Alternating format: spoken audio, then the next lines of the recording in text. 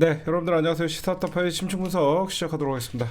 예, 아까 낮에도 제가 이 내용을 1번으로 뽑았는데 이태원 참사 합동 분향소 499일간의 운영을 종료를 하고 인근 브림빌딩 1층 기억소통공간 별들의 집으로 옮겼다. 2022년 10월 29일 날 일어났던 사건이죠. 시간이 참 빨리 가죠. 좀 있으면 벌써 2주기가 됩니다. 무고한 우리 시민들 159명이 귀한 생명이 국가의 부재 속에 쓸어갇혔던 사건인데 국가는 내내 반대만 했고 진실을 가리려고만 했습니다. 윤석열은 특별법을 거부했었고요. 사실상 누더기에 준하는 법이 지금 통과가 돼갖고 진상규명을 한다고 하는데 이것마저도 어떻게 될지는 잘 모르겠습니다. 그래서 저는 국힘당을 제가 위헌 정당이고 대한민국에서 없어져야 될 정당이라고 분명히 규정을 했습니다. 그 일들은 뭐냐, 그런 이유는 뭐냐면요. 늘 대한민국 수구 세력들과 반민족 세력들이 얘기하는 것 중에 항상 얘기하는 게 과거를 잊고 미래로 나아가자라고 얘기하죠. 그럴싸하죠, 여러분들. 과거를 잊고 미래로 나아가자, 그럴싸한 얘기입니다. 그러나 이 민주주의 국가에서는 이런 말은 절대 악입니다. 왜 그러냐면 기억하지 않는 사회가 미래가 없다는 것은 과거의 실패를 되풀이하지 않기 위해서예요. 우리가 왜 아픈 역사도 역사다라고 하면서 왜 우리 후손들에게 일제 식민 지배의 역사를 가리키고 일제의 강제 침탈 그리고 잔인한 대한민국의 근현대사를 우리가 슬프지만 가리키냐면 기억을 해야만 다시는 그런 과거의 실패를 되풀이하지 않기 때문입니다. 그래서 이태원 참사도 마찬가지예요. 우리가 기억은 추모입니다. 저는 그렇게 생각을 해요. 기억은 한 사회가 과거에 발목 잡히지 않고 미래로 나가는 토대가 되는 것입니다. 대한민국 정부는 어땠습니까? 부정을 은폐하려고 하고 그 권력으로 그 기억들을 지우려고 했죠. 시민이 사회적 기억을 위해 연대할 때만 부정한 권력과 맞설 수 있다라는 게 이태원 참사에 저는 우리 국민들에게 남긴 기억이라고 생각합니다.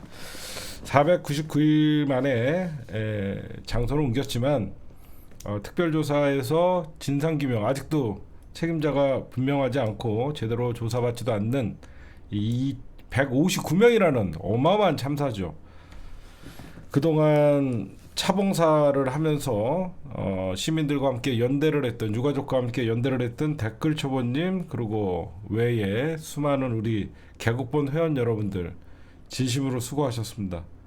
계속 그 브림빌딩 안에서도 차 봉사나 여러 가지 일들을 한다고 하니까 여러분들도 그동안 고생한 우리 댓글 초보님, 비비안님, 보라별님 그리고 송채리팜님, 푸른소나무님 외에 제가 이름을 못 불러드린 분들 서운해하지 마시고 수많은 개국본 회원 여러분들과 자원봉사하셨던 분들 진심으로 수고하셨습니다.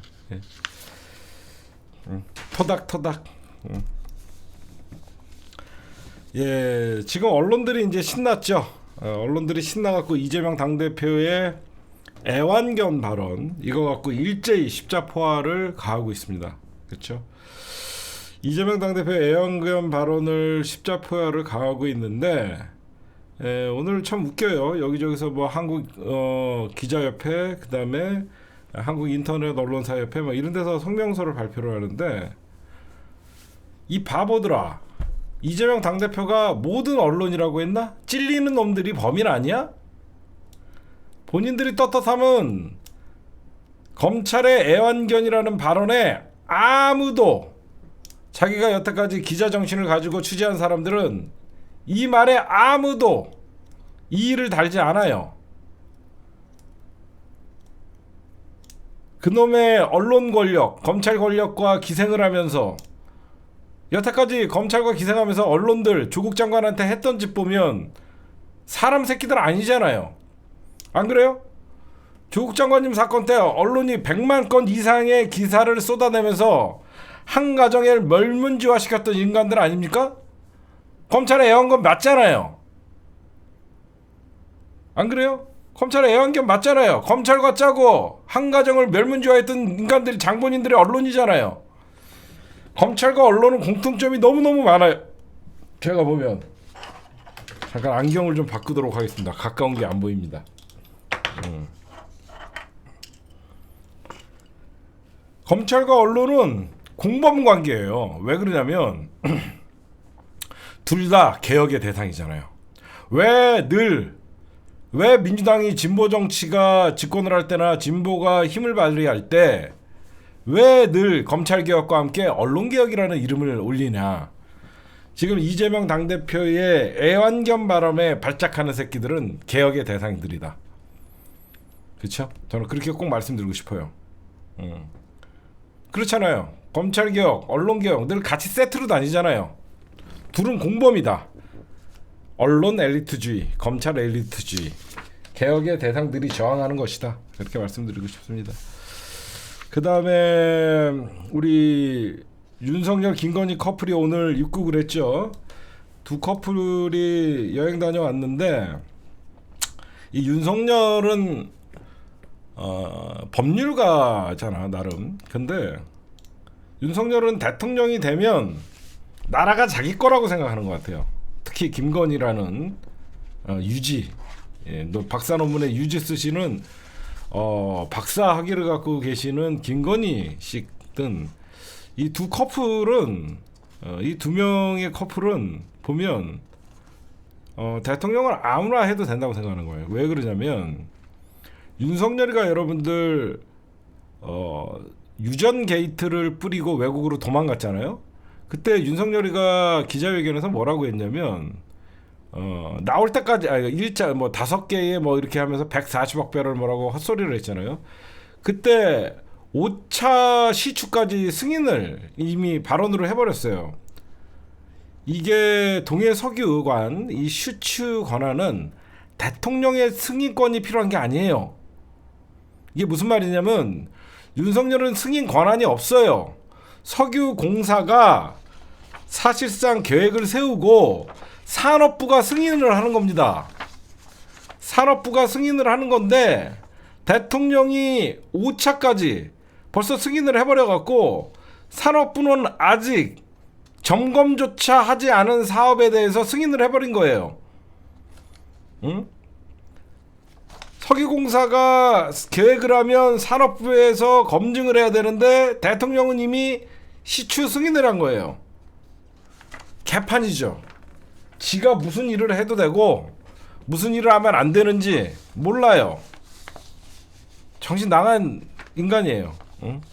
누구랑 너무 비슷해요. 해도 되는 일, 해서는 안 되는 일, 할 수 있는 일, 할 수 없는 일 법원에서 정해줘도 혼자 나대고 있는 인간이랑 똑같아요. 그 다음에 이재명 대표가 사실상 이젠 연임을 하는 데는 아무 제한이 없습니다. 그 무슨 말이냐면 드디어 여러분들과 제가 2021년, 2022년에 투쟁할 때 여러분들 민주당 앞에서 투쟁할 때 어떤 얘기를 했죠? 당원 80조 삭제하라고 했죠. 기억나시는 분? 그때 당원 80조 삭제하라 그러면서 우리가 민주당 앞에서 김학현 대표나 우리 개혁본 회원 여러분들과 함께 드디어 당원 80조가 삭제가 됐습니다. 이 당원 80조가 삭제를 반드시 해야 되는 이유는 그 당시에 조그만 검찰의 기소만 하더라도 당직자가 불법 정치자금 뇌물이랑 부정부패 관련 혐의로 기소만 돼도 당무가 정지되고 그 당무를 사무총장이 그 직무를 정지시킬 수 있도록 한 당원 80조. 그러니까 이게 여러분들 왜 당대표가 되면 사무총장을 믿는 사람을 하냐면 당대표가 이렇게 검찰에 의해서 기소가 되면 사무총장이 그 직무를 당대표의 직무를 정지를 시킬 수 있어요. 그래서 그때 제가 늘 믿는 사람이 사무총장이 돼야 된다고 말씀드렸던 거고 이 당원 80조를 폐지하기로 중앙위에서 의결을 했다. 응? 여러분들에게 말씀을 드리고 그 다음에 그러면 오늘 어떤 내용이 이제 완전히 통과가 된 겁니다. 최종적으로 확정이 된 거예요. 오늘 중앙위가 여의도에서 당사에서 열렸습니다. 11개 당원 조항을 개정하고 의결을 했는데 하나하나 찬성하자 반대하냐 이렇게 한 게 아니라 이 11개 조항을 찬성합니까 반대합니까 이런 식으로 한 거예요. 가장 중요한 거는 당대표나 최고위원이 대선에 출마하려면 대선 1년 전에 사퇴해야 된다는 규정이 있었죠. 이거를 자꾸 이재명에 대한 당원 당규 개정이라고 하는데 민주당이나 밖에서 그런 얘기하면 안 됩니다. 입으로는 윤석열 탄핵이고 1년 조기 종식에 개헌을 하자라고 사실상 국힘당의 나국상도 그런 얘기를 하잖아요. 언제 윤석열 정부는 무너질지 몰라요 지금. 근데 이 당원 당규를 가지고 있다가 갑자기 윤석열이가 탄핵당할 수도 있고 여러 가지 사안이 있는데 특별히 상당한 사유가 생길 수가 있잖아요. 이거는 이재명 당대표의 문제가 아니라 민주당이 어떠한 대선 후보가 만약에 나오더라도 그 사람에게 해당되는 겁니다. 그래서 이거를 사실상 삭제를 했다. 사실 더 큰 의미는 대선 1년 전까지 사퇴해야 된다라는 이 규정은 결국은 이재명 당대표가 2026년 지방선거의 공천권도 사실상 가졌다라고 보시면 됩니다. 왜냐면 이번 8월 달에 그 당대표를 하면 임기야 이재명 당대표가 2026년 8월까지가 돼서 당대표의 어떤 권한을 행사할 수 있지만 2027년 3월이 대선이잖아요. 이해하십니까? 이재명 당대표가 지금 요번에 당선되면 2026년 8월까지 당대표의 2년이니까 임기는 채우면 되지만 대선이 그 다음에 3월이기 때문에 사실상 3월에 사퇴를 해야만 됐는데 이제는 사퇴를 안 해도 된다는 거죠. 이해가 가세요? 응? 원래 이재명 당대표가 이제 8월에 당선되면 8월까지 그러니까 6월까지 지방선거를 치르고 사실상 내려와도 된다. 원래는 대선 때문에 일찍 내려와서 지방선거를 누가 지휘하냐 이런 걱정을 할 수 있었는데 그런 걱정할 필요 없이 이재명 당대표가 6월까지 사실상 지방선거에 공천을 하고 지방선거 선거 운동을 하고 지휘를 하고 이제 내려올 수 있는 길이 열렸다가 사실 이 당원 개정의 논란의 핵심이었어요. 당원 당규 1년 전 사퇴하냐 안 하냐 이거는 결국은 지방선거에 출마할 수 있는 또 개파 간의 또 이익이 있기 때문에 그거 갖고 좀 시끄러웠던 거지. 이재명 당대표가 3개월 좀 더 한다 그래갖고 무슨 상관이에요. 결국 공천권 싸움이었는데 중앙위에서 최종적으로 통과가 됐다. 그래서 그 길이 열렸다라고 여러분들이 보시면 되는 것이고 이제 국회의장 후보도 이제 민주당에서 권리당원이 20% 투표권을 가지고 있다. 원내대표도 마찬가지고 여태까지 의원들의 특권이라고 생각했던 원내대표 선출과 국회의장 선출은 민주당 권리당원에게도 20%가 이제 생겼다.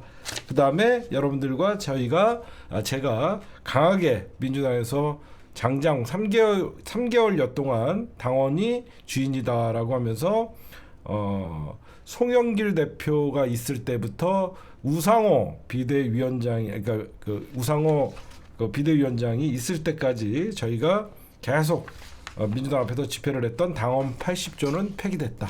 이렇게 말씀드릴 수 있겠습니다. 그 다음에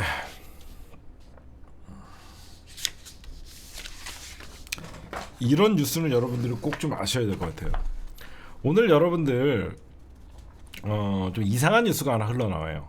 어떤 이상한 뉴스가 하나 흘러나오냐면 박정훈 국민의힘 의원이라고 나오죠. 박정훈 국민의힘 의원이 오늘 기자회견을 열어 이재명 당대표의 위증교사 혐의와 관련 전화 녹취를 공개합니다.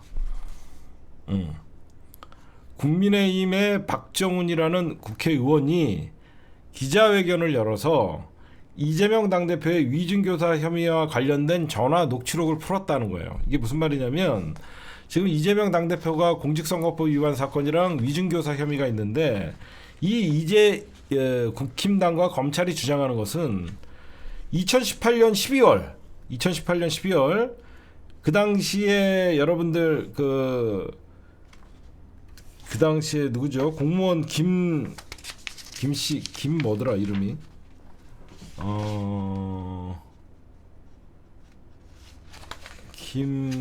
누가 이름 좀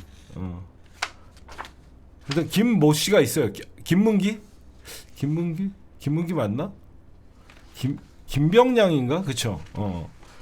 그 당시에 김모 씨라고 합시다. 예. 김모 씨랑 이재명 당대표가 통화한 내용이에요. 김문기가 아니고 김모 씨랑 김문기인가? 통화한 내용인데 이거를 깐 거예요. 근데 이게 무슨 말이냐면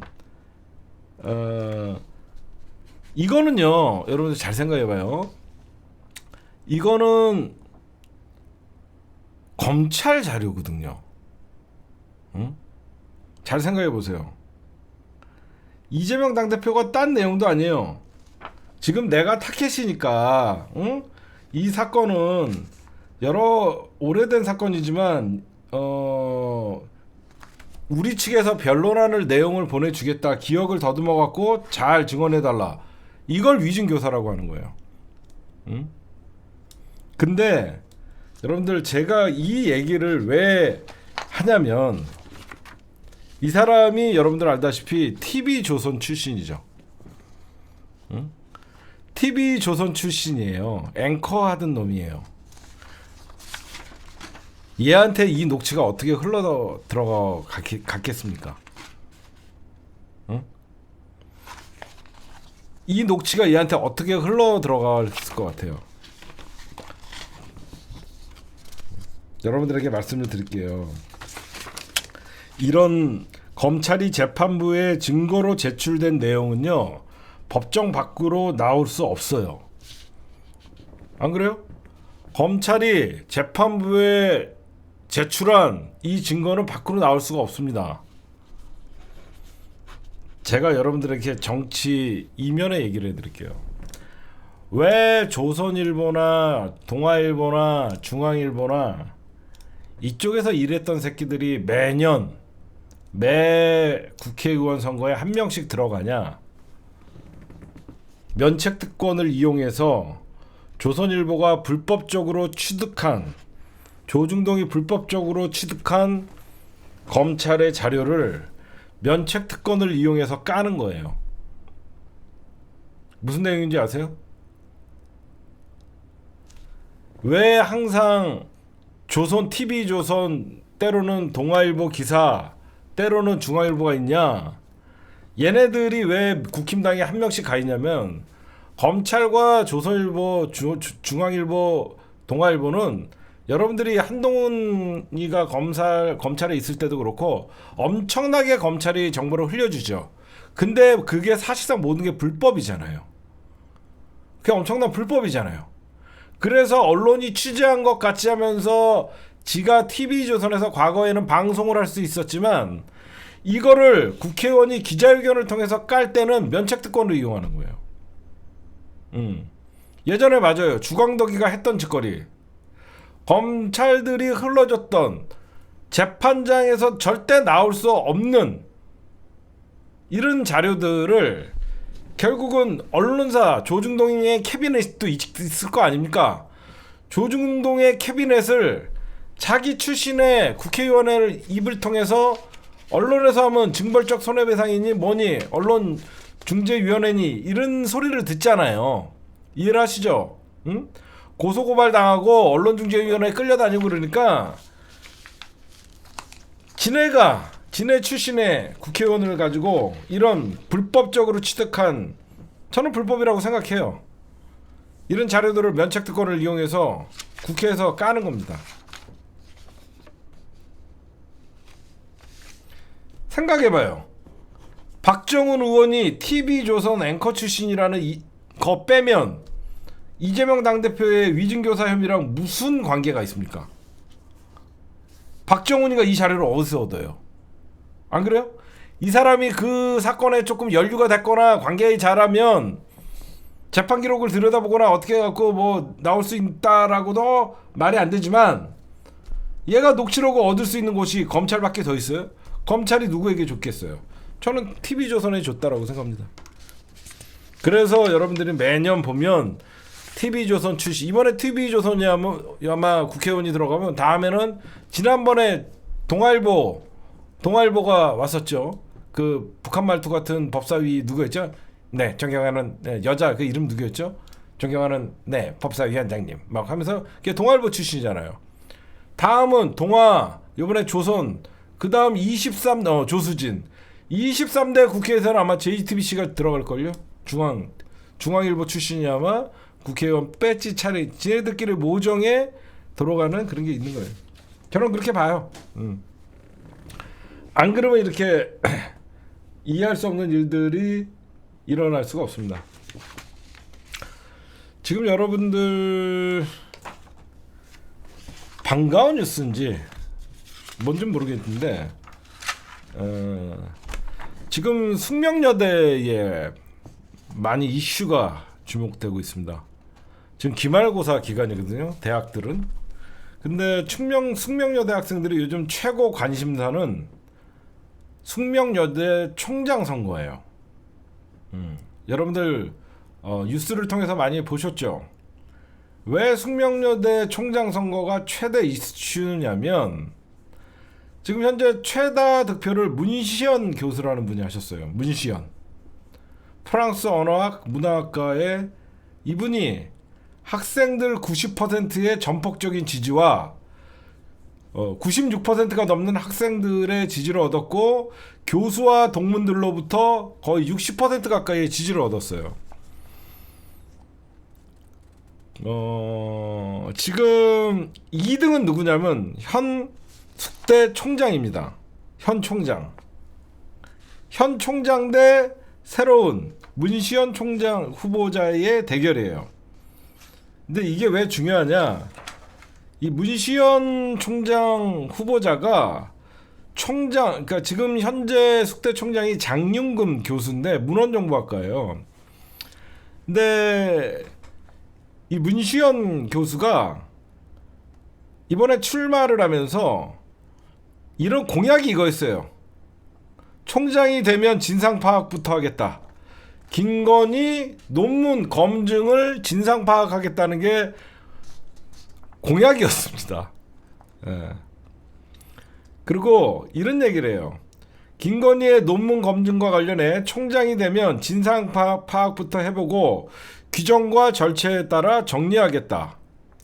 지연된 정의는 정의가 아니다. 이 말이 여러분들이 뉴스에서 보셨죠? 이게 왜 잘하면 또 대통령이 경로할 수 있어요. 김건희 이거 되면 잣대죠. 왜 그러냐? 현재 숙대 논문이 거의 2년 2개월째 58쪽짜리 아마 다 언론을 통해서 여러분들이 들으셨을 거예요. 이거는 석사 논문이에요, 여러분들. 김건희가 숙대 석사를 나오고 국민대 박사를 나왔어요. 경기대 학사를 나오고 지금 김건희가 58쪽짜리 석사 논문을 지금 사실상 이거를 논문 심사를 해야 되는데 지금 대부분이 논문과 단행본 몇 건을 통째로 베꼈기 때문에 검증이 너무나 쉬웠대요. 검증위원들이 되든. 그 다음에 무당 인용이나 짜집기가 대부분이고 제하면 논문에서 사람 남는 문장이 별로 없대요. 이게 여러분들 왜 중요하냐면 김건희가 석사 논문이 숙대에서 취소되면요. 김건희의 회원 유지 멤버십 YUGI라는 박사 논문은 자동 취소예요. 그렇죠? 석사 자체가 취소가 되면 박사도 취소죠. 석사 논문이 취소가 되면 박사도 당연히 취소가 될 수밖에 없기 때문에 지금 근데 우리가 예의주시해야 되는 게 뭐냐면 과연 대통령이 경로를 할 것이냐. 우리가 여태까지 모든 게 뒤집히는 걸 보면 대통령이 경로를 하거나 VIP가 경로를 하면 교육부가 나서서 숙대에다가 전화를 하거나 압력을 지금은 못할 겁니다. 민주당이 꽉 잡고 있어서 아마 못할 거라고 저는 생각해요. 이 최종 결정이 언제 나오냐?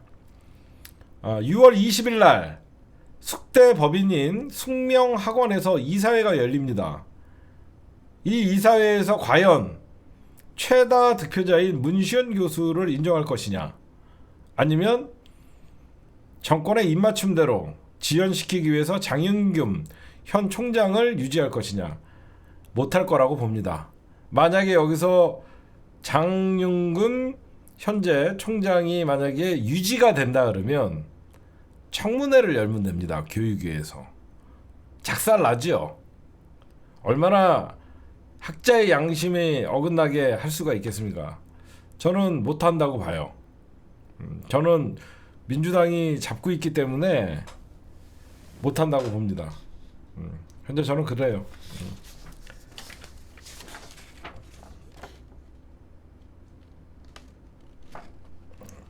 하여튼 공약이 멋있었어요. 공약이 재밌었다. 지금 요거 얘기하고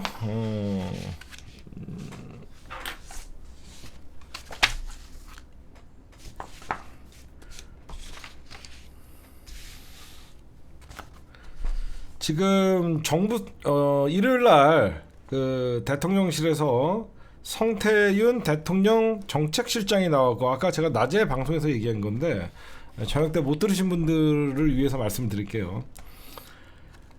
갑자기 일요일 날 방송에 나옵니다. 대통령이 와갖고 쉬고 있을 때 대통령 정책실장이 일요일 날 아침에 출연을 해서 종부세랑 상속세를 종부세는 폐지하고 상속세는 완화하겠다, 이런 얘기를 해요. 그렇죠? 그래서 제가 이 얘기를 한 이유는 국면 전환용이다라고 얘기를 했죠. 왜냐면 이 세금 문제는 굉장히 민감한 사항이에요. 거기에다가 이제 금투세랑 종부세를 폐지한다 그러면 그 폐지하는 찬성하는 국민들이 있고 그 이해 당사자들은 찬성을 할 테고 그거에 대해서 비판하는 세력들이 있죠. 이거는 분명히 논쟁거리가 되는 거예요. 세수 문제는. 그래서 제가 보면 윤석열이 사실상 아무것도 한 것 없이 5박 6일 윤석열 커플이 또 해외여행을 다녀오니까 정부가 비판적인 기사가 나오고 여러 가지 이유가 있을 수 있잖아요. 그래서 이건 발빠르게 사실상 대통령실에서 저는 차단을 하기 위해서 국면 전환을 하기 위해서 저는 이 일을 벌였다고 생각하는데, 여기서 뭐가 문제냐면 지금 여러분들 생각해 보시면 종합부동산세를 사실상 폐지를 하면 그 종합부동산세가 어디로 흘러 들어가냐면 지방세수로 들어가요. 지방세수가 들어가는데 지난해에도 2조 6천억 원이라는 돈들을 종부세나 이런 세수를 받아갖고 지방으로 넘겨주는 건데 사실상 지방 재정도가 악화가 되죠. 그리고 우리나라가 여러분들 지금 어떤 상황이냐면 올해 4월까지 국세가 전년에 비해서 8조 4천억이나 덜 거쳤어요. 지난해에 비해서 올해 8조 4천억이 덜 거쳤어요. 그러면 정부가 세수가 부족하면 어떻게 해야 되냐면 국채를 발행해야 됩니다. 그 국채를 발행해야 되는데 정부는 다른 거에서도 지금 부채가 많이 늘고 있다 보니까 안 해요. 지금 뭐가 문제냐면요. 여러분들 생각해 보세요. 지금 대한민국 일반 서민들과 자영업자들 그리고 우리 일반적인 서민들의 삶은 고물가, 고금리, 그 다음에 고환율, 이 삼중고의 자영업은 사실상 무너지고 폐업조차 못하고 있고 정부가 정작 한다는 경제정책이 초부자 감세를 한다는 거예요. 그렇죠?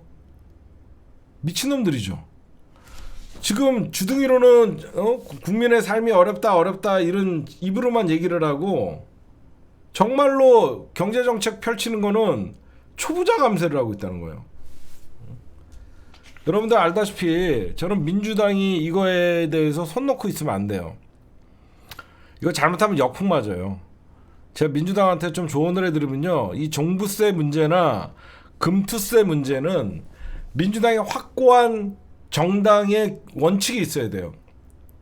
종부세 폐지 반대한다든가 금투세 폐지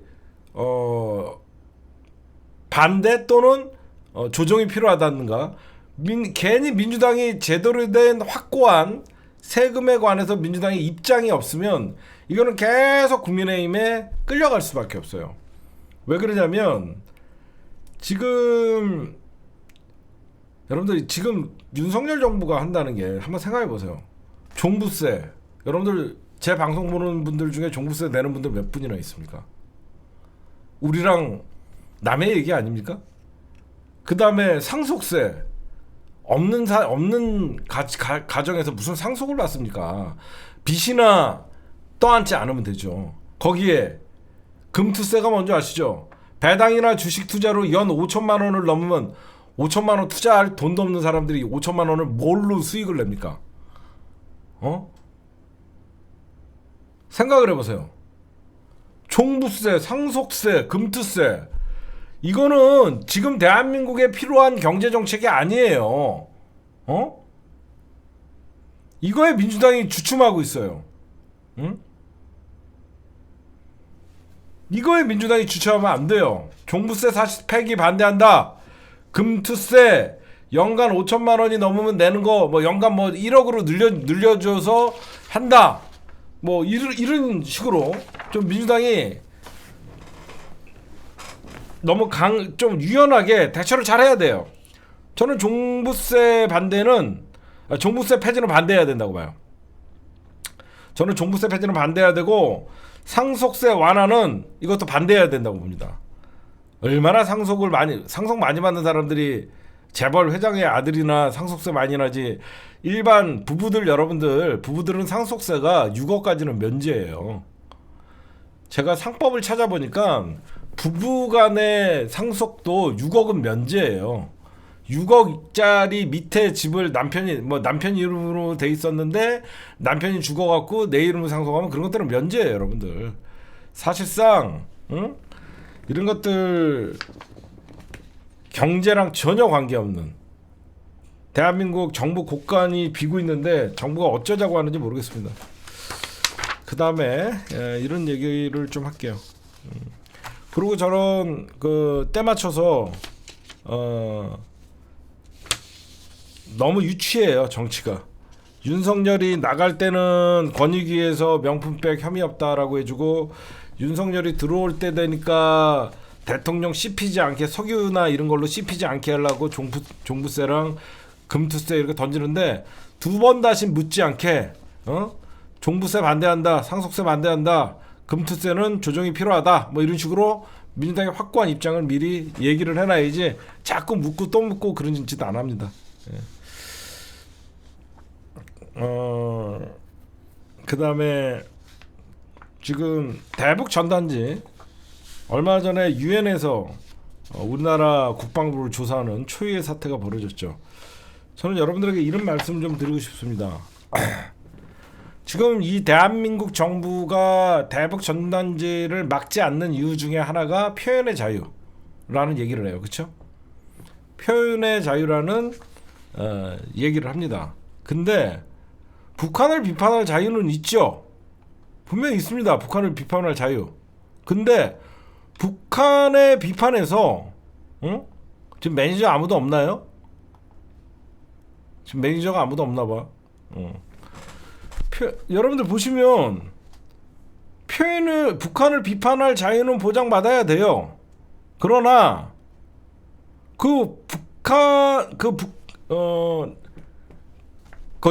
저기 38선 주변에 살거나 그 경기도의 최북단에 사시는 분들은 자기네들의 어떤 행복 유지를 위해서 그런 것도 하나의 권리죠. 저는 이게 이해가 가지 않아요.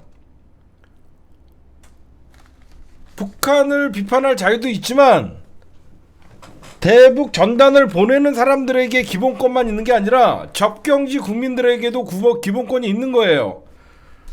평화롭게 살게 해줄 기본권을 지켜줘야 되는 겁니다. 이런 대북 전단을 보내주는 사람들 표현의 자유만 중시하다 보면 평화롭게 국민으로서 살 수 있는 자유가 박탈되는 거예요. 그리고 안정적인 생업에 종사를 못하죠. 응?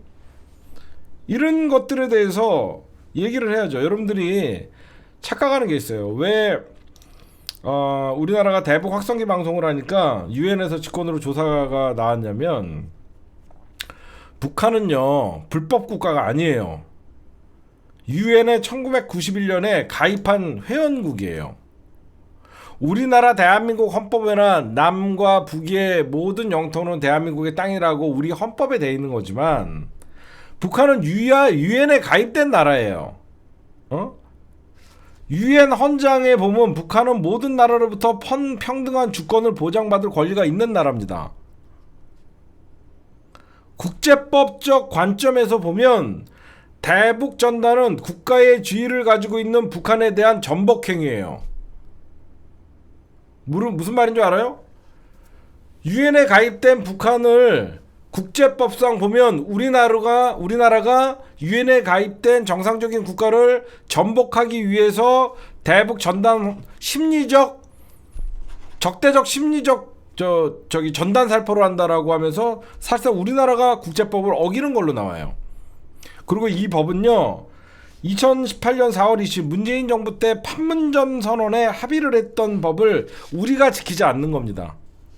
그게 무슨 말이냐면, 윤석열이가 2018년에 일어났던 9.19 군사 합의의 효력은 정지시켰지만 4월 27일 문재인 대통령이랑 김정일이랑 만나서 판문점 회담에서 통해서 적대적 대북 방송이나 그런 거 안 하겠다 그랬던 사실상 4.27 판문점 선언은 남북관계 발전법 위반인 거예요. 우리나라가 어기고 있는 거예요. 그리고 제가 왜 이런 얘기를 하냐면, 정부가 대북 전단을 안 막는 것은 정말 이건 직무유기예요. 응? 용산이 진짜 우리 지금 연천 주민들이나 접경지역 주민들이 윤석열 집무실이 연천이나 접경지역이면 니네가 전단 뿌리게 하겠냐, 이런 식으로 지금 항의를 하고 있어요. 지금 저는 이런 얘기를 해주고 싶어요. 자꾸 헌재에서 표현의 자유만 했다라고 얘기하면서 말을 왜곡하는데, 헌재에서는 분명히 얘기했어요. 헌법은 질서 유지와 공공복리를 위하여 필요한 경우 기본권을 제한할 수 있게 돼 있잖아요. 경찰관 직무집행범에 따라 경찰관은 위해를 방지하기 위하여 필요하다고 인정되는 조치를 할 권한이 있다. 이게 대법원의 판결이에요. 대북 전단 살포를 경찰이 제지할 수 있다라고 판단을 했지, 얘네는 끝까지 지네가 유리한 것만, 표현의 자유를 굳이 법으로 억압하는 것은 위헌이다. 그거만 지금 얘기해갖고 대북 살포는 막을 방법이 있다라고 얘기하는데 전혀 아닙니다. 이건 정부가 안 막는 거예요. 왜 안 막겠습니까? 총 쏴달라고 하는 거예요? 나쁜 놈들이죠. 그 다음에 여러분들 열받는 얘기하고 2부로 갈게요. 지금 원구성을 지금 사실상 오늘 민주당은 7개 상임위도 확정 짓고 내일부터는 이제 국회를 정상 가동시키려고 했습니다. 우원식 국회의장이 만약에 하루 이틀 정도 시간을 주고 나중에 민주당에게 오히려 명분을 주기 위해서 이렇다 그러면 다행이지만, 민주당이 18개 상임위 독식은 국민의힘에게 투표한 사람들의 권리를 침해하는 것이다. 그러면서 여당은 국회에 안 나올 게 아니라 책임 있는 자세가 필요하다라고 얘기를 했습니다.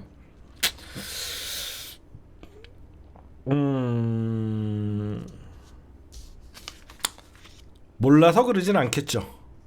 그렇죠? 몰라서 그러진 않겠죠. 지금 국힘당이 거부를 하는 것이지 민주당이 18개를 먹는다고 하는 거 아니잖아요. 얼마 전에는 수박에서 우원식이 면제됐다라는 얘기들이 잠깐 돌았습니다. 우원식의 수박 자리를 김영진이 가져갔다라는 얘기들이 있었는데, 제가 좀 더 저는 지켜볼게요. 믿을만 하다며요. 믿을만 하죠. 믿을만 하죠. 어떤 전략이 있는지는 좀 봐야 되겠어요.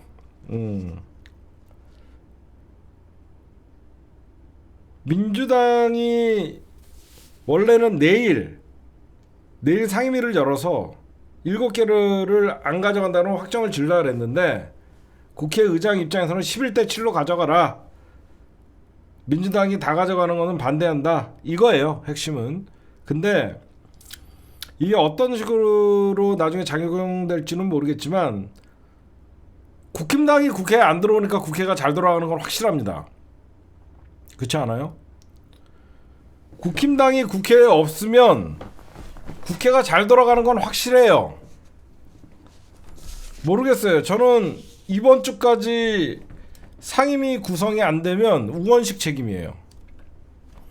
이번 주까지는 참을 냅니다. 저는 이번 주까지는 참고,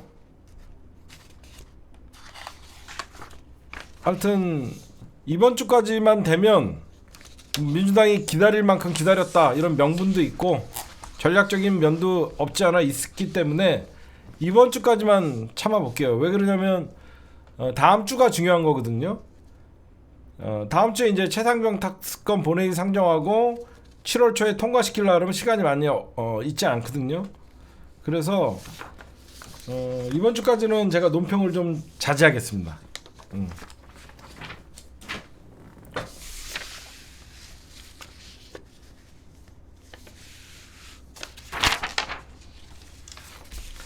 요거만 얘기하고 국힘당 얘기하면서 2부는 그렇게 진행하도록 할게요. 지금 제가 낮에 잠깐 발언을 했는데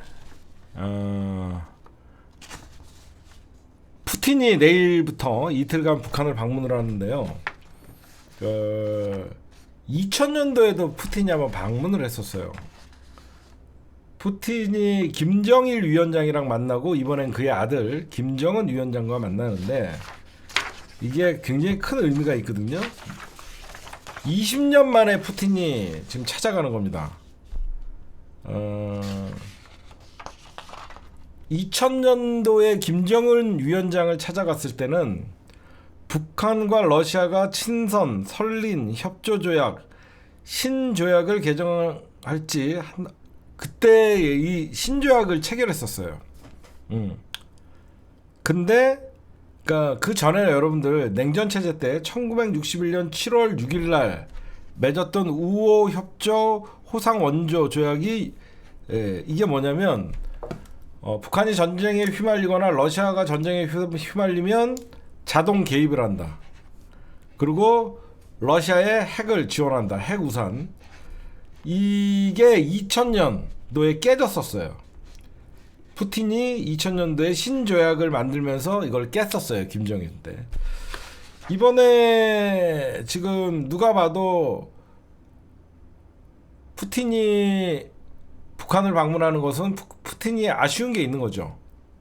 북한의 방사포, 미사일 여러 가지들이 있고 북한 입장에서는 러시아의 최첨단 수호익이나 어떤 대륙간 탄도미사일의 기술 이런 것들이 탐나는 거죠. 거기에 푸틴이 여러분들 북한에 가면 어떤 일이 벌어지는 거냐면요. 유엔 상임이사국이죠. 그렇죠? 푸틴은 유엔 상임이사국이었습니다. 여태까지 그 러시아나 중국도 북한의 핵무장을 사실상 반대했었어요. 알고 계시죠? 러시아나 중국도 북한의 핵무장을 반대했던 나라예요. 그러나 제재는 그렇게 심하게 하지 말자는 편이었고 북한의 핵무장을 근본적으로 러시아나 중국은 반대했던 나라예요. 다. 그런데 푸틴이 방북은 굉장히 큰 의미가 있는 겁니다. 사실상 북한의 핵 보유국을 인정을 하는 거예요. 그렇잖아. 푸틴이 북한의 군사적 지원을 받고 군사적 지원을 해주고 북한이 핵무기가 있음에도 불구하고 군사적 사실상 복원을 다시 한다. 그리고 자동 개입으로 한다. 결국은 한미일 북중러 어쩔 수 없는 거죠. 그렇죠? 그래서 여러분들이 보시면 이 모든 게 오히려 윤석열의 한미일 북중러라는 획일적인 편향된 잘못된 이 외교 정책에 의해서 결국은 북한이 더 러시아나 중국과 유대가 더 세졌다. 이렇게 여러분들 보시면 될 것 같고, 그러니까 자동 군사 개입이 복원될지 이건 가능성은 반반으로 봐요. 북한이 만약에 전쟁에 휘말리면 러시아가 자동 개입이 될지 이거는 좀 봐야 된다. 그러니까 우크라이나와 러시아의 전쟁 이거 서로의 필요에 의해서 하는 것이고 2000년대 이후에 24년 만에 방문하는 것이다. 이렇게 여러분들이 좀 보시면 될 것 같습니다. 그다음에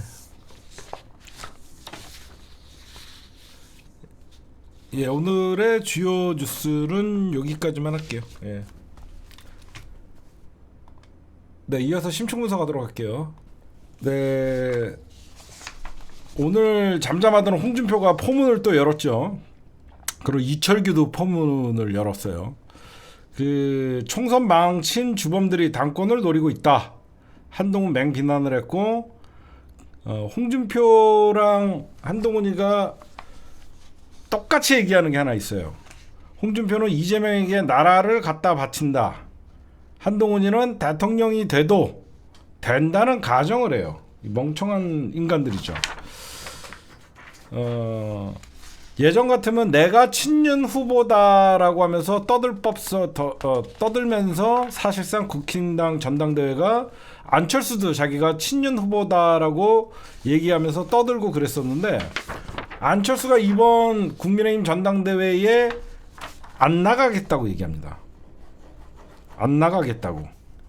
이거는 뭐냐면 사실상 안철수의 판단은 한동훈이가 출마한다는 판단을 한 것 같아요. 그렇죠? 제가 보면 안철수가 당권 투쟁에 나오지 않겠다 전대 불출마를 선언한 것은 결국은 한동훈이가 나온다는 가정하에 지금 한동훈이가 이번 주 안에 발표를 한다고 하거든요. 어떻게 되는지는 모르겠지만 여기서 이상한 게 있죠. 제가 계속 의문을 달아요. 왜 국민의힘의 친윤 후보들은 이번에는 전당대회에 본인들이 나오지 않냐? 지금 윤재욱이나 권영세나 권단동이나 거기에 장제원이나 이름만 대면 찐윤이라고 하는 인간들 그 누구도 전당대회에 나온다는 소리는 없고 밖에서 윤상현, 나경원 뭐 이런 애들 지금 유승민도 나오지 않는다는 소리가 이런 소리만 나오고 있다는 거예요. 지금 국힘당 전당대회가 이제 23일 날로 정해졌습니다. 지금 경선을 얘네들이 딱 봐도 흥행이 뒤질까봐 후보 기탁금도 대폭 낮췄어요. 대표 선거 출마 기탁금은 현행 9천만 원에서 6천만 원으로 낮췄고요. 예비 경선 단계에서는 1차로 2천만 원을 납부하고 예비 경선 통과자는 추가로 4천만 원을 내도록 해서 재정을 줄였다. 이렇게 얘기를 합니다. 또 청년 최고위원 출마 자격이 되는 45세 미만에 대해서는 50%를 감면해 기탁금 1천만 원만 받는다. 예비 경선 단계에서는 500만 원. 이러면서 어떻게든지 전대를 좀 띄우려고 하는데 한동훈이가 제가 이제는 모두가 친윤이냐 그러면 나 친윤 아니다 라고 하면서 이게 정치권만 그런 게 아니에요. 공무원들도 지금 복지부동이 시작했습니다. 이번에 저는 숙대 총장의 문제도 우리가 예의주시해야 되는 게 숙명여대 이사회에서 사실상 뭉개고 있었잖아요. 총장의 논문 검증을 사실상 안 하는 걸 방관을 했거든요. 이사회가. 이번에 만약에 아까 제가 말씀드렸던 새로운 문시원이었나요? 문시연? 그분이 만약에 총장이 된다 그러면 여기저기서 이제 윤석열의 말발은 막 먹히는 게 아니죠. 지금 한동훈이가 오늘 유시민 장관과의 재판에서 최종 500만 원의 벌금이 나왔다라고 해서 한동훈이가 이재명 당대표에게 애완견 운운하는 삐뚤어진 언론관이다라고 하면서 민주주의 위협. 그러니까 얘는 기승전 이재명 까는 겁니다. 나온다는 거예요. 제가 보면. 그럼 과연 근데 이상해요. 뭐가 이상하냐? 이 정도만 보면 한동훈이가 나온다고 얘기했는데 이 정리가 잘 안 된 것 같아요. 뭐가 정리가 잘 안 된 것 같냐면 친윤의 핵심인 이철규가 어차피 당대표는 한동훈이다. 이건 당원의 모독이다. 여기저기서 친윤 후보, 친윤이었다는 사람들은 한동훈을 경계를 해요. 그쵸? 그러면서 검찰 중간 간부에 불과하던 사람이다. 윤석열 대통령과 제일 가까우신 분이고 오랫동안 함께해왔고 제일 큰 수혜를 받으신 분이다. 응? 윤석열과 각을 세우는 것은 배은망덕하다고 인식하는 것이다. 이런 얘기를 합니다. 막말로 여러분들 진짜로 이면에 정치 이면에 윤석열과 한동훈의 관계가 사실상 정리가 됐다 그러면 이철규가 한동훈을 비판할 이유는 없겠죠. 이상하지 않아요? 그리고 저는 뭐가 진짜고 뭐가 어떤 얘기가 있냐면요. 여의도에 지금 친윤이 밀 후보가 없다는 거예요. 그렇다 그래갖고 친윤 후보가 이철규나 윤재욱이나 뭐 장제원이나 누가 나가서 만약에 한동훈이가 나오는데 둘이 대결해버리면 신구 권력의 싸움이 돼버리고 한동훈이가 이기면 사실상 당내에서도 주도권을 윤석열이가 잃게 된다. 그래서 친윤 후보들이 나경원을 밀자, 누구를 밀자 이런 얘기들이 나와요. 심지어 나경원을 좀 밀자라는 얘기도 나옵니다. 근데 나경원을 밀라 그랬더니 엇박자가 나는 거예요. 뭐가 엇박자가 나냐? 나경원을 날린 게 친윤이잖아요. 이제 와서 나경원을 친윤 후보라고 밀었다가는 안 된다는 거예요. 결정적으로 나경원을 밀라고 했었는데 얼마 전에 나경원이가 이런 얘기를 해요. 개헌은 정쟁이 아닌 미래 분열이 아닌 국민통합이다. 그 말 기억하십니까? 나경원이 입에서 1년 조기 퇴진 4년 중임제 개헌이라는 말이 나왔었어요. 윤석열이 과연 이건 절대 못 받는 얘기죠. 저는 나경원이가 한 얘기인가 사실 의심을 하면서 다시 한번 찾아봤는데 나경원이가 그 다음날 뭐 조기 퇴진 탄핵 얘기는 아니다라고 하면서 한 발짝 물러섰는데 제가 보면 지금 여기저기서 이제 윤석열이가 국힘당 국회의원들 워크숍에 가갖고 뭉치면 산다 단일 대우를 주장했어요. 뭉치면 산다라는 이 말은요 누가 만들었어요? 여러분들 잘 알죠? 뭉치면 살고 뭉치면 살고 흩던지면 죽습니다. 이거 누가 했습니까? 이승만이 했잖아요. 응? 이승만이 했던 얘기를 윤석열이가 그 국민의힘 그 워크숍에서 한 거예요. 응? 이게 이승만 때나 유행했던 구호입니다. 뭉치면 산다. 이거는 여러분들 겉으로 들으면 그럴싸하죠. 그런데 이 말에 진짜 이승만이가 했던 얘기는 자신한테 충성하라는 거예요. 자신한테 충성하고 자신을 중심으로 권력을 이끌어 나가자는 겁니다. 이 말이 좋은 말이 아니에요. 뭉치면 살고 흩어지면 죽는다는 사적인 권력욕에 배어있는 이승만의 일방적인 주장이었던 거예요.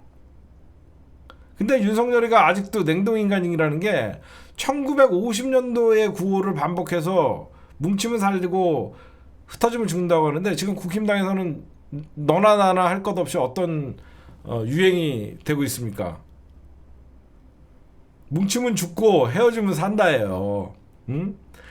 친윤하면 죽고 비윤하면 산다가 미래의 정치길이 열린다가 되는 겁니다. 안 그래요? 지금 여기저기서 윤석열과 선 그을지 친윤계라는 오명을 벗을지 지금 다들 호시탐탐 노리고 있고, 검찰도 그렇잖아. 검찰도 지금 이원석 총장이나 분명히 뭐 원만하지는 않잖아. 예전 우리가 생각하는 것 같이 검찰이 들이받거나 그런 일은 없더라도 지금 검찰 내부에서도 엄청난 동요가 있는 것이고, 그러면 윤석열이랑 언제 헤어질 결심을 하냐, 국힘당이 언제 윤석열 탈당을 요구할 것이냐, 여러 가지 얘기들이 나오고 있어요. 응? 그래서 지금 제가 한동훈에 관한 얘기는 조금 이따가 좀 할 건데, 여러분들 정치권에서 수많은 정치인들, 여야 할 것 없이 수많은 정치인들이 연설을 하거나 얘기를 할 때 이런 얘기를 하죠. 응? 제가 뭐 당대표가 되면, 제가 대통령이 되면, 제가 국회의원이 되면 분열 없는 사회 통합으로 이끌고 뭐 그런 얘기 하잖아. 모든 국민이 행복한 사회를 만든다, 이런 얘기 하잖아. 다 거짓말이에요. 정치인들이 하는 말 중에 여야 할 것 없이 하는 거짓말이 대한민국 국민들 모두가 행복하는 사회를 만들고, 이거 다 거짓말입니다. 그 어떤 사회도 모두가 행복할 수 없어요. 그리고 그 어떤 사회도 분열 없는 사회가 없어요. 원래 분열은 다 있는 거예요. 내 식구 사는 집에서도 엄마 아빠랑 싸우고, 형 동생이 싸우고, 누나 동생이 싸워요. 응? 크고 작은 분열이 없거나 크고 작은 싸움이 없는 나라는, 세상은 전체주의 공산국가 일당 독재밖에 없는 거예요. 응? 이거는 정치의 엘리트들이 국민들을 속이기 위해서 만들어낸 언어에 불과한 거예요. 응? 그렇잖아요. 어느 사회가 갈등이 없고, 어느 사회가 싸우지 않고, 어느 사회가 모두가 잘 삽니까? 모두가 잘 살 수 없어요. 민주주의 국가에서는, 자본주의 국가에서는 절대 모두가 잘 살 수 없습니다. 정치인들 하는 거짓말 중에 이런 것들이 있는 거예요. 응? 그리고 지금부터는 여러분들에게 한동훈에 관해서 여의도에서 도는 얘기들을 여러분들에게 좀 알려드릴게요. 지금 한동훈이가 지금 뭘 하고 다니냐면, 총선 영입 인사들과 자주 만나고 다녀요. 이거는 총선 나오겠다는 소리죠. 한동훈 전 위원장이 최근 총선 영입 인사들과 만나 정부 여당의 협력은 당연하지만 때론 필요한 경우 긴장 관계를 유지해야 한다는 취지의 발언을 했다고 들리고 있어요. 그러니까 자기가 윤석열에게 반기를 들 수는 없지만 때로는 본인들의 생각을 얘기하는 건 필요하다는 거예요. 그건 뭐죠? 점점점 윤석열의 권력이 사실상 무너지고 있다라는 측근의 발언입니다. 한동훈이 만난 인사들은, 원외 인사는 물론 고동진 당선자죠. 강남병, 정성국 부산 진갑 의원 등으로 이들과 만나 청년 교육 분야 및 여당이 나가야 할 방향에 대해서 논의를 했다는 얘기들이 흘러나오고 있어요. 제가 여러분들에게 윤석열의 레임덕 현상, 권력의 레임덕 현상에서 가장 두드러지게 나오는 게 뭐죠? 필요치 않은 정보들이 흘러나오는 거. 한동훈이가 고동진 만나고, 한동훈이가 정성국 만나고 내가 어떻게 알아? 응? 안 그래요? 그 다음에 한동훈이가 총선 기간 중 윤석열과의 갈등설이 불거졌고, 총선 이후 윤석열과 오찬을 하지 않았죠. 한동훈 위원장이 이 같은 적극적 행보에 나서면서 전대 출마 결심을 굳혔다고 하는 게 여의도에게 지금 이번 주 23일, 24일이 후보 등록 기간이에요. 국힘당의 후보자 등록이 23일, 24일인데 늦어도 이번 주 말 또는 다음 주에 입장을 밝힐 것이라고, 그래서 얘기들이 나오는 겁니다. 그 다음에 한동훈 전대 출마 어떤 소문이 있냐? 한동훈 전 비대위원장이 당권 도전 의사를 굳히고 전대 출마를 준비 중이라고 전대 준비 캠프를 꾸리고 있으며, 국회 인근에 캠프 사무실도 마련했다고 한 전 위원장의 측근 초선 김상욱, 이 사람은 누구냐면 울산 남갑의 의원입니다. 국힘당의 한동훈 라인 누구냐? 김상훈 울산 남갑, 정성국 부산 진갑, 아까 어떤 회동에서 얘기했다는 사람들, 그리고 원내 원외 인사들과 1대1 만남을 이어가고 있대요. 이외에도 장동혁, 김형동, 박정하, 김예지, 한지아 의원 등 비대위에서 호흡을 맞췄던 인사들과 소통 중인 걸로 전해지고 있다고 합니다. 그러니까 자기 라인들과 지금 만나고 있고, 이제 여기서 중요한 얘기가 나와요. 아울러서 당 밖에서는 한 전 위원장이 최고위원 런닝메이트로 어떤 인물을 내세우는지 그걸 주시하고 있대요. 한동훈이랑 뭐 누구 이거 여러분들 런닝메이트라고 하잖아요. 선출직 최고위원이 5명이에요. 그렇죠? 선출직 최고위원이 5명인데 한동훈이가 지금 자기가 나가면 당대표 되는 거는 문제가 없지만 최고위원을 자기 사람들을 꾸며려고 지금 전략적으로 하고 있다는 거예요. 이준석이를 국힘당에서 내쫓을 때 어떤 식으로 내쫓았냐면 최고위원 5명 중에 4명이 사퇴를 하면 그냥 비대위 그 현재 당 지도체제가 무너지는 거거든요. 무슨 말씀인지 아시겠죠? 국힘당은 최고위원 5명 중에서 4명이 사퇴하면 그냥 현 지도부가 붕괴가 돼요. 그런 식으로 이준석 체제를 무너뜨렸잖아요. 그래서 지금 한동훈이가 사실상 측근들의 이름을 이 사람은 친한계다 이런 것들을 좀 새겨주려고 그래야지 만약에 윤석열과 대립각을 세웠을 때도 만약에 친윤계가 최고위원에 2명만 들어와 있어도 사실상 4명이 그러니까 뭐 최고위원은 친윤계가 4명을 다 독식을 하고 만약에 한동훈계가 1명을 하면 4명이 사퇴를 해보면 한동훈 체제가 무너지니까 그거를 대비하기 위해서 지금 최고위원 5명 중에 4명 이 사퇴하면 이 룰을 굉장히 촉각을 세우고 있다. 지금 당권 주자로 거론되고 있는 중진 의원들은 아직 출마 여부를 공식화하지 않고 있다. 제가 지금 친윤 후보 중에서 아무도 출마를 공식하고 있지 않다라고 여러분들에게 말씀드렸잖아요. 다만 당대표 최고위원 후보 등록일을 25일쯤으로 알려진 만큼 지금 이제 바뀐 거는 23에서 24일로 나오고 있어요. 다음 주부터 출마자들의 이제 윤곽이 드러나는데 하여튼 한동훈이는 이제 제가 곽동 선생님한테 거의 3만 원을 줘야 되는 상황이 될지 끝까지는 저는 좀 지켜보고 있습니다. 근데 얼마 전에 한동훈이가 헌법 84조를 꺼냈어요.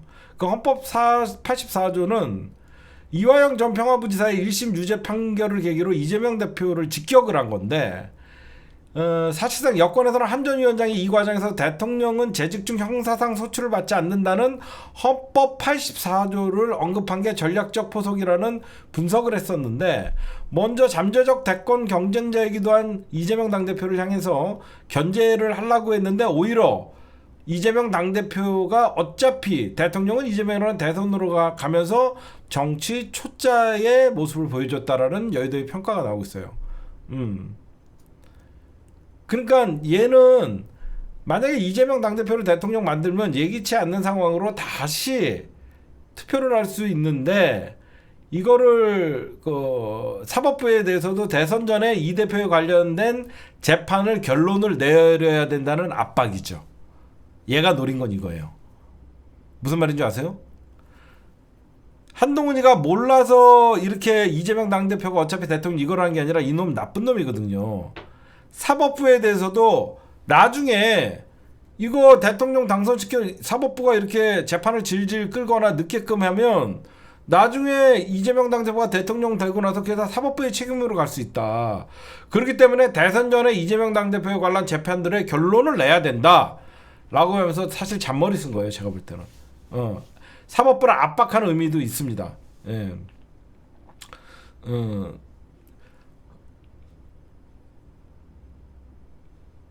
그래서 지금 한동훈이가 84조 논쟁을 결과적으로 윤 대통령을 향한 일종의 화해 제스처라 이렇게 봅니다. 한동훈이가 전대에 출마하기 위해서 헌법 84조 논쟁은 결과적으로 윤석열을 향한 일종의 화해 제스처라고 분석했어요. 왜 그러냐면 7월 25일 날 예정된 전대의 당권에 도전하기 위해선 윤석열과의 어떤 관계를 설정하는 게 필요하잖아요. 왜 그러냐? 헌법 84조에 따르면 현재 윤석열 대통령을 향한 민주당의 탄핵 소추 추진이나 임기 단축 개헌은 모두 명분이 없다라고 지가 그 헌법 84조를 꺼내서 읽은 거예요. 그래서 이재명을 공격하는 것 같지만 윤석열에게 탄핵 걱정하지 말아라. 내가 있잖냐. 이제 이해가 갑니까? 탄핵 걱정하지 말아라 선배. 형님 탄핵 걱정하지 마십시오. 헌법 84조에 따르면 지금 탄핵 소추나 임기단 주금 모두 명분이 없습니다 라고 하면서 일종의 화해 제스처를 한 것이다 라고 지금 정치권에서는 좀 분석을 해야 되는 게 있고요. 근데 정무적인 판단은 정치 초짜가 드러난 거는 헌법 84조 논쟁은 이재명 대표가 차기 대통령에서 대통령으로서 당선된다는 가정하에 얘기를 했기 때문에 대통령을 인정하는 모양새다. 그래서 그렇게 되면 한동훈이는 여당의 대통령 후보지만 어차피 패자, 이재명은 승자라는 인식을 대중들에게 심어주기 때문에 사실상 이런 프레임의 싸움은 정치권에서는 쓰지 않아요. 정치권에서는 금기시되는 프레임이에요. 대통령이 된다면 다시 투표할 수 있다. 이런 거 가정하에 상대방을 공격하는 거는 사실상 정치권에서는 안 쓰는데 한동훈이는 초짜라는 게 거기서 나오는 거예요. 여러분들의 그런 것들을 좀 보시면 알고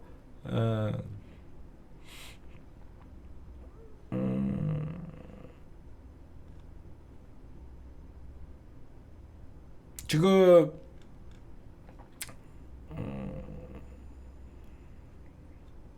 민주당이 잘하고 있고 그 다음에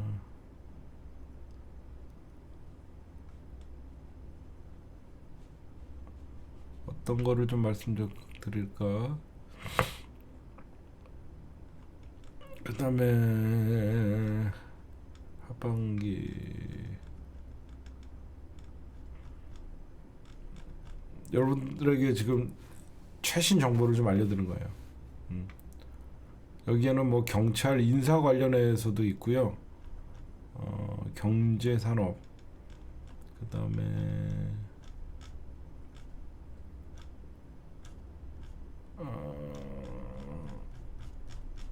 주식하는 사람들이 보면 좋겠다.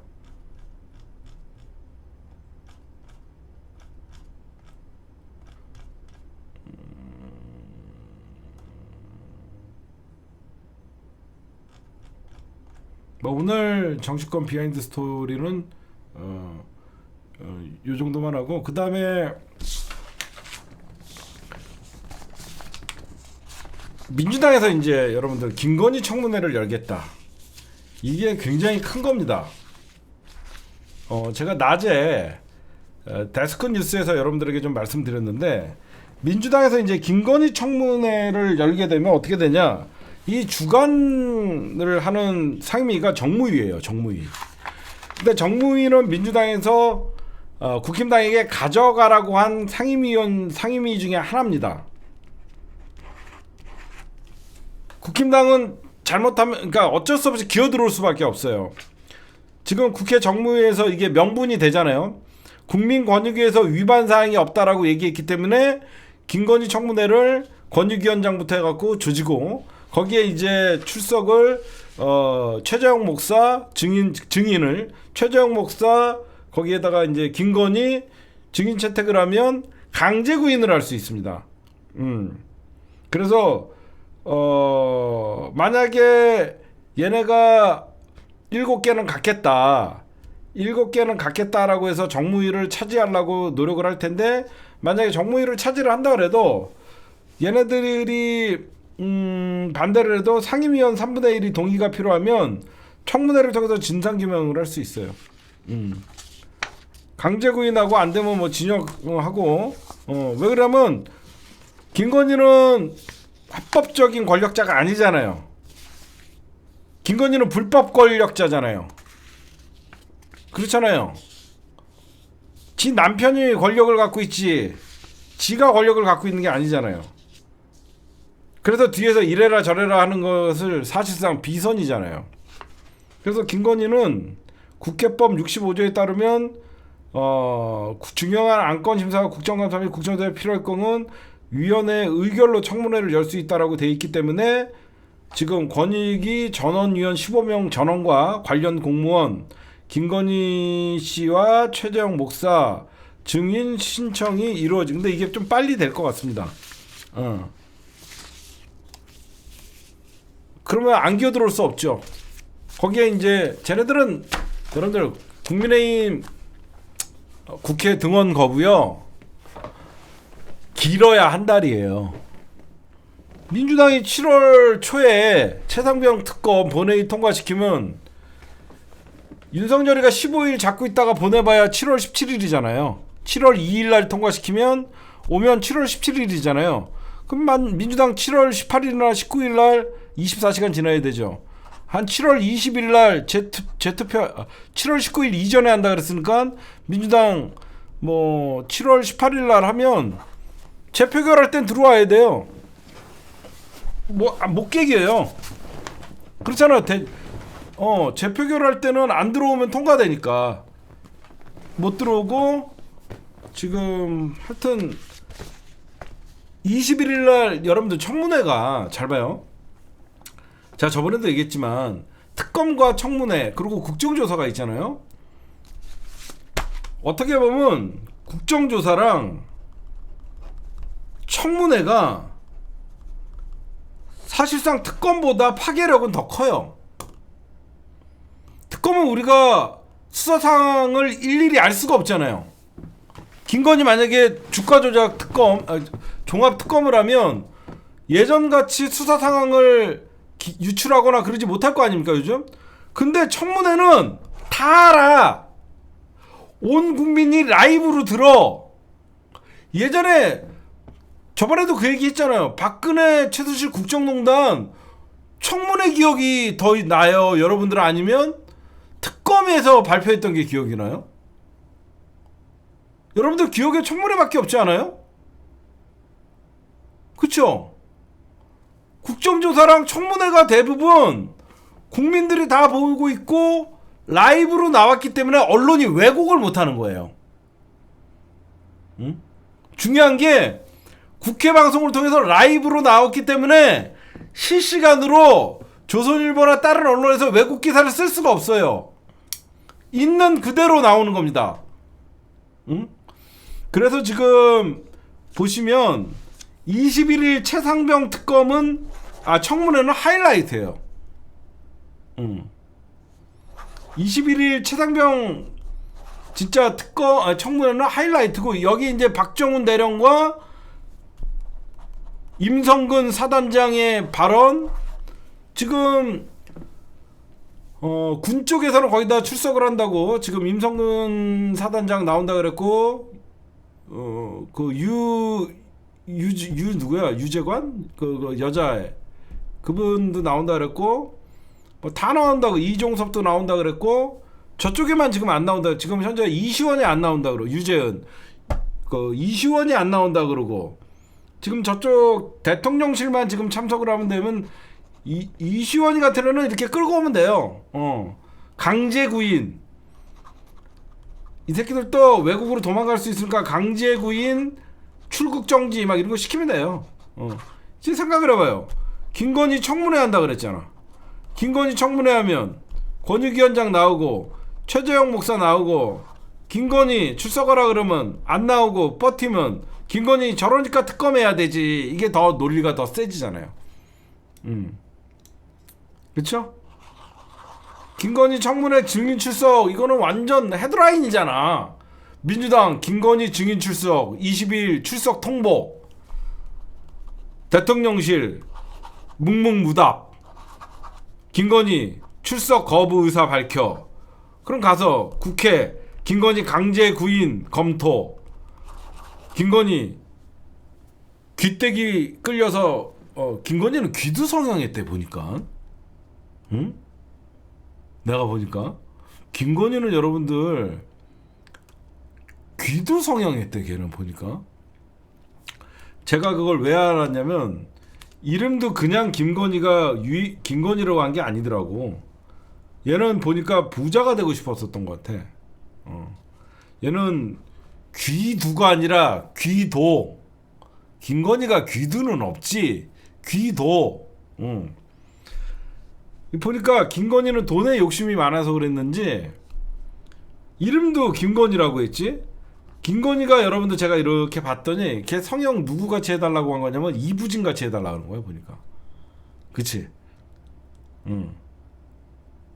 이름도 이건희 닮게 김건희로 바꾸고 성형도 보니까 이부진이랑 똑같이 했더만. 얼굴이 응? 내 생각은 그래요. 이부진 얼굴을 이름은 김건희 건희로 하고 얼굴은 이 김건희의 딸 이부진 그런 거 같더라고 보니까. 아, 귀 이거 한 것도 오래됐다고요?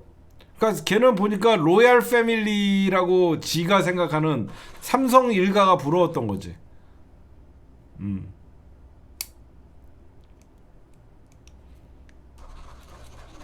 근데 아무리 성형을 하고 뭐라고 명품백을 쳐 들고 다니고 뭐래도 내 눈에만 그런가요, 여러분들? 저는 김건희의 말 7시간 너무 많이 들어요. 말뿐만 아니라 저는 김건희는 천박해 보여요. 그냥 김건희는 제가 볼 때 그냥 천박해요. 그런 애가 아무리 명품을 걸치고 뭘 해도 내 눈에는 천박해. 우리 같은 경우에 이렇게 면티 쪼가리 하나만 입어도 이렇게 부티가 나잖아, 사람들이. 입 다물고 있으면. 그렇잖아. 나도 어디 가서 입만 다물고 있으면 부티 나고 그러잖아. 입 벌리면 나가이 뭐 이러면 안 되지만. 근데 너무 싼티가 나. 하는 짓도 아유, 그러니까 오래전부터 뭔가 좀 그런 게 있어야 되는데 그냥 자체가 싸구려티, 천박하고 다섯 곳이 지나 뭐 서 있는다고 해도 그냥 너무 아우 유지, 산티 유지, 천박 유지. 오늘 제가 이건 낮에 방송에서 한 건데 좀 걱정되는 건 뭐냐면 우리가 사실 이 정권을 절대 뺏겼으면 안 되는데 이번에 대통령 당선되는 사람이 대법관 14명 중에서 13명을 교체를 해요. 그 타이밍이 한 세 번, 그러니까 얘네들 임기가 6년이잖아요, 여러분들. 얘네들 임기가 6년이에요. 근데 윤석열 임기 동안 대법관 14명 중에 13명을 교체를 해요. 헌법재판관 9명을 전원 바꿉니다.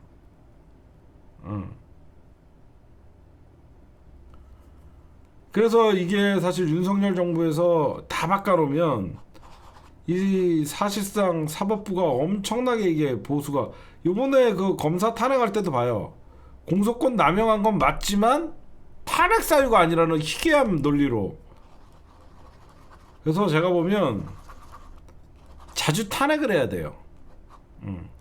민주당이 대법관, 헌재소장 이런 애들 겁내지 말고 민주당이 탄핵해야 돼요, 다.